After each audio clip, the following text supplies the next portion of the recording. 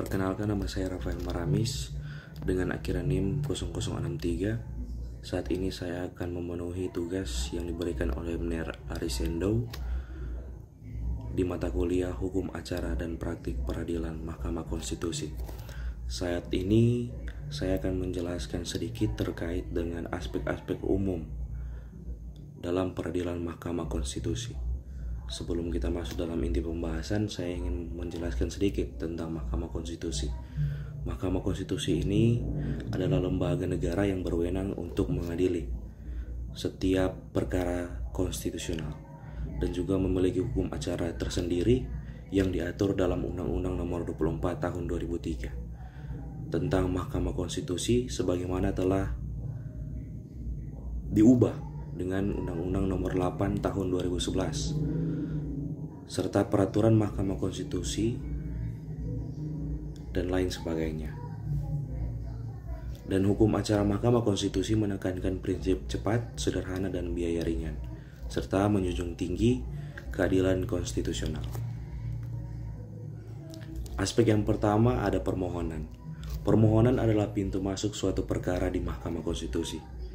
Pihak-pihak yang berhak mengajukan permohonan diatur secara limitatif, seperti misalnya presiden, partai politik, atau pasangan calon atau partai politik peserta pemilu. Dan yang terakhir, warga negara atau perorangan yang dirugikan hak konstitusionalnya. Dan untuk uji materi, undang-undang. Pasal 31 ayat 1 Undang-Undang Nomor 24 Tahun 2003 menentukan bahwa permohonan sekurang-kurangnya harus memuat nama dan alamat pemohon, uraian tentang perihal yang menjadi dasar permohonan dengan perkara yang dimohonkan, dan hal-hal yang diminta untuk diputus. Yang kedua, pendaftaran permohonan dan penjadwalan sidang. Terdapat beberapa proses yang harus dilalui dalam pendaftaran sidang, yaitu permohonan yang diajukan kepada MK, diterima oleh petugas penerima permohonan untuk disampaikan kepada panitera Mahkamah Konstitusi yang akan melakukan pemeriksaan kelengkapan permohonan. Selain berkas permohonan perkara atau yang dalam bentuk hardcopy, dalam praktik pemohon juga diminta untuk menyerahkan permohonan dalam bentuk file.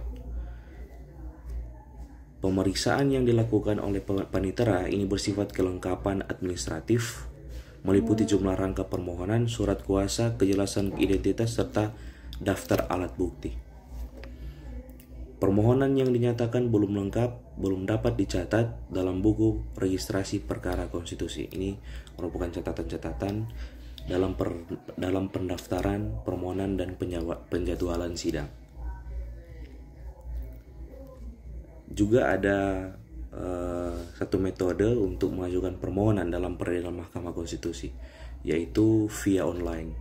Seiring perkembangan teknologi, MK juga menerapkan e-court atau e-filing, atau pemohon dapat mendaftarkan perkaranya secara online melalui sistem informasi Mahkamah Konstitusi.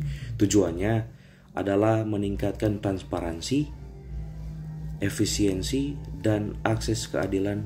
Namun, pengajuan perkara secara online ini harus diikuti dengan penyampaian berkas perkara secara fisik, dan permohonan perkara telah diatur dalam PMK nomor 18 tahun 2009 tentang pedoman pengajuan permohonan elektronik dan pemeriksaan persidangan jarak jauh.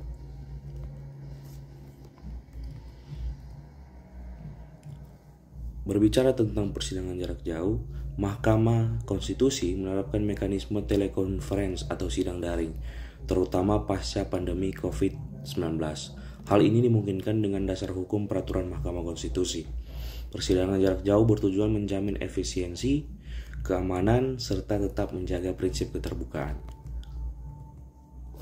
Dan yang terakhir, dari beberapa aspek umum yang ada dalam peradilan Mahkamah Konstitusi, ada tata cara dan tata tertib persidangan. Mahkamah Konstitusi memiliki tata tertib yang harus dipatuhi oleh semua pihak yang ada dalam persidangan. Tata tertib ini meliputi beberapa garis besar. Yang pertama, kewajiban berpakaian rapi, dan kedua, tertib dalam memberikan keterangan. Yang ketiga, larangan mengganggu jalannya persidangan. Dan yang keempat, keharusan menghormati hakim dan forum peradilan. Mungkin sekian sedikit pembahasan dari saya terkait dengan aspek-aspek umum dalam peradilan Mahkamah Konstitusi. Terima kasih.